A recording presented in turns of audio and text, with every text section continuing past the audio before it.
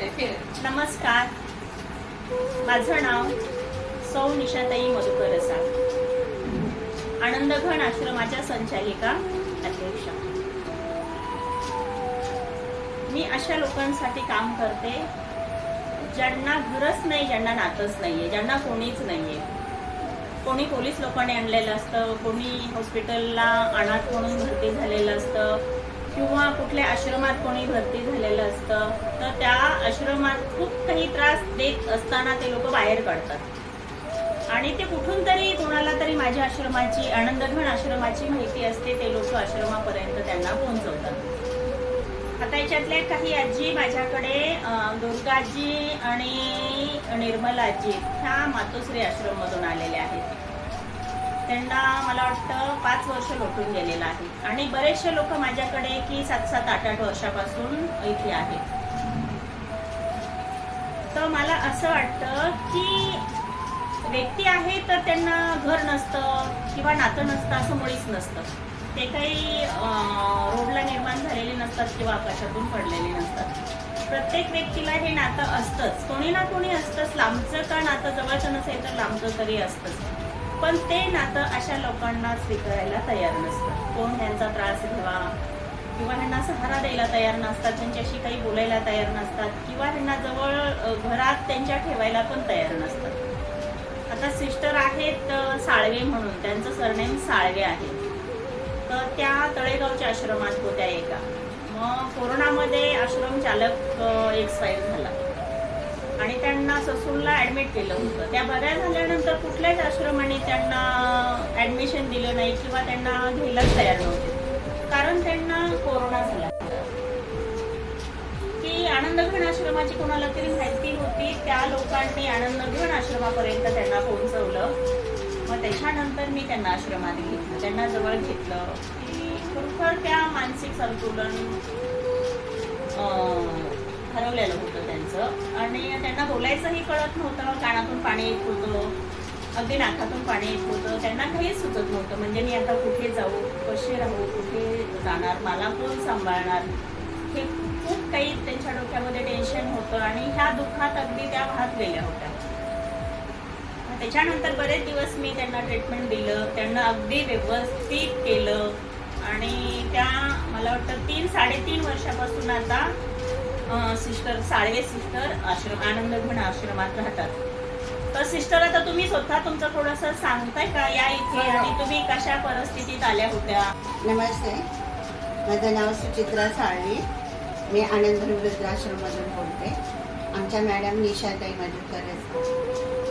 मी इथं आले तेव्हा माझी कंडिशन काय, आता मी तुम्हाला चांगली दिसते, बोलते, उभी राहिले, आंघोळ पाणी वगैरे व्यवस्थित आहे, पण ज्या वेळेला मी इथं आले त्यावेळेला माझी कंडिशन बरोबर नव्हती। मी पूर्ण डिप्रेशनमध्ये गेले आणि मी ह्याच्या आधी आश्रममध्ये राहिलेले, कारण माझा मुलगा 3 वर्षाचा असतानाच माझे मिस्टर वारले, त्यामुळे मी माझ्या माहेरी राहिले, सासरकडच्या लोकांनी लक्ष नाही दिलं। तिथून पुढे मी नर्सिंग ट्रेनिंग केली। नर्सिंग ट्रेनिंग दिल्यानंतर माझी मनस्थिती ठीक नव्हती, माझं लेकरू होतं, माझे मिस्टर गेले, अशा कंडिशनमध्ये 3.5 वर्षाला मुलाला माझ्या आईकडे ठेवलं होतं।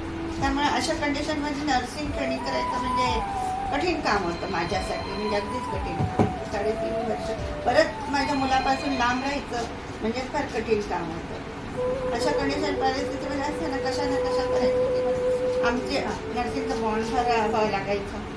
बॉन्ड भरावं लागायचं म्हणजे परत 2 वर्ष आम्हाला विलेजमध्ये राहावं लागायचं। त्यामुळे माझी मनस्थिती काही तयार नाही, त्यामुळे मग मला काही गव्हर्नमेंट जॉब नाही मिळाला। कशी तरी मला आईवडिलांनी सावरलं, मुलगा मोठा होत गेला आणि मग मी ड्युट्या करू लागले। जसलोकमध्ये ड्युटी केली, मी पुण्याच्या रुबी हॉलमध्ये पण ड्युटी केली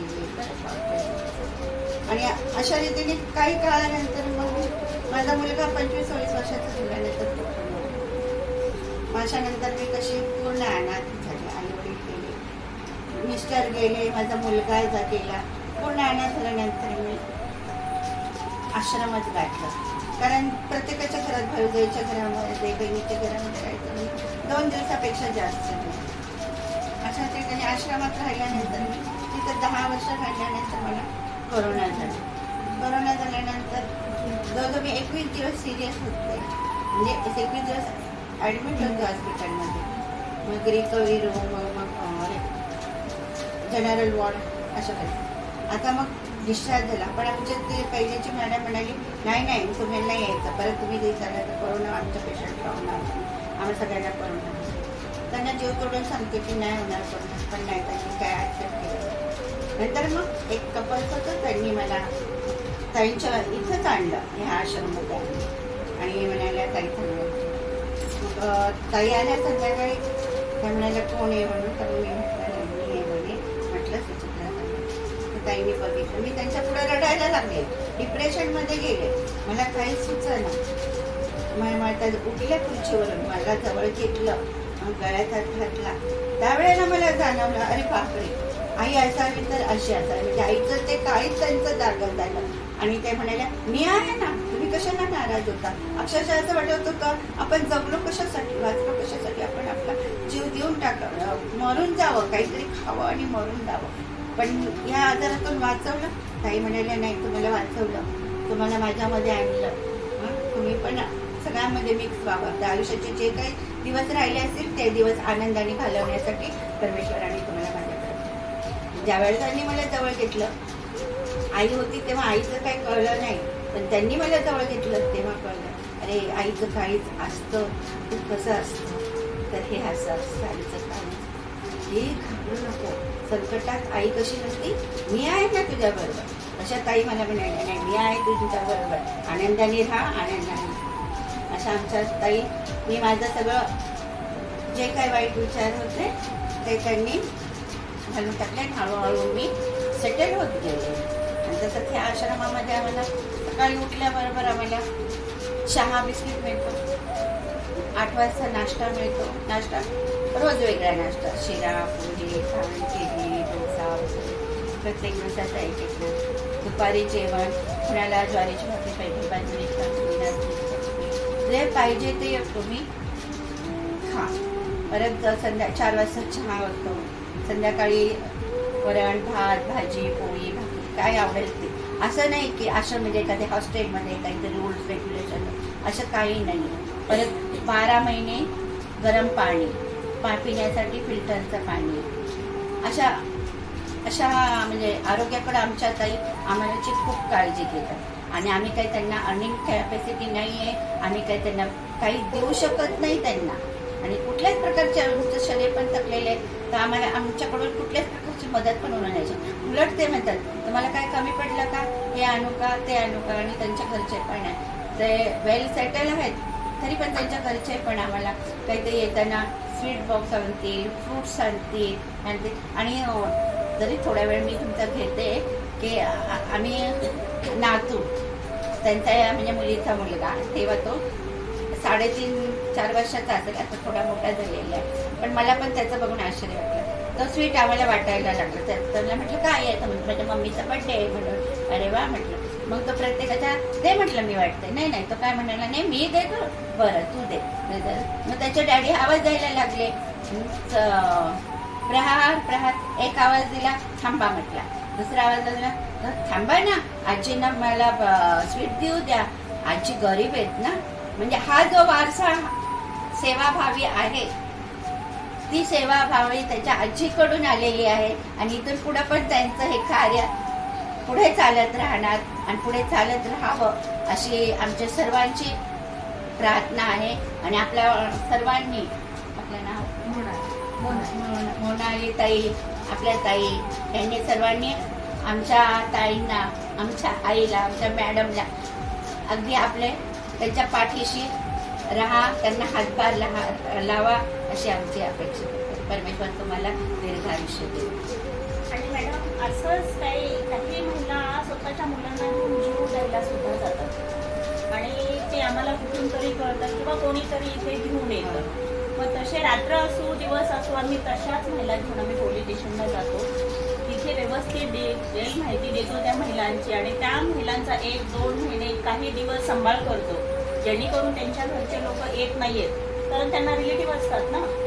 आणि त्या लोकांना बोलवून त्यांचं जे काय आहे ते दुमत मिटवून त्यांना पुन्हा नांदायला पाठवते मी अगदी. आणि जातावेळी साडी चोळी करून त्यांना सांभाळून खायला करून पुरणपोळीचा स्वयंपाक करून त्यांना जेवण घालून आम्ही पाठवत असतो जातावेळेस. मग त्यावेळेस त्यांचं बरंचसं काही असे बरेचसे कुटुंब आहेत की ते जीव द्यायला गेलेले होते आणि कुणाला तरी ते भेटल्यानंतर किंवा कुठेतरी दिसल्यानंतर ते लोक आश्रमात घेऊन येतात आणि पुन्हा पोरींना आनंदाने पाठवणी करते. MD फाउंडेशन तर्फे मृणाल देशमुख ताई, कारण ह्या 3 दिवसातच आमची ओळख आहे की ताईंनी सांगितलं की नाही ताई तुम्ही एवढं मोठं कार्य करताय आणि तुमच्यापर्यंत कुठलीही मदत पोहोचत नाहीये किंवा तुमच्यापर्यंत व्यवस्थित म्हणजे असे ग्रुप कसं काही येत नाहीये. तर माझा खूप मोठा ग्रुप आहे. माझा ग्रुप आणि हे फाउंडेशन जे आहे आमचं ते MD फाउंडेशन. तर हे फाउंडेशन आता आनंदघन आश्रमासाठी काम करण्यासाठी सज्ज आहे आणि मोनालताईंनी अगदी हातात हात घालून प्रॉमिस केलेलं आहे सदैव MD फाउंडेशन आनंदघन आश्रमाच्या पाठीशी राहील आणि मोनालताईचा पूर्ण ग्रुप त्यांच्या महिलांचा आणि मोनालताई सदैव आनंदघन आश्रमात जे लोक राहतात त्या लोकांची स्वतःहून त्या विचारपूस करतील किंवा कुठे काही कमी आहे कुठे जास्त आहे त्या स्वतःहून लक्ष देतील. मी त्यांचे खूप खूप आभार मानते. जय हिंद, जय महाराष्ट्र.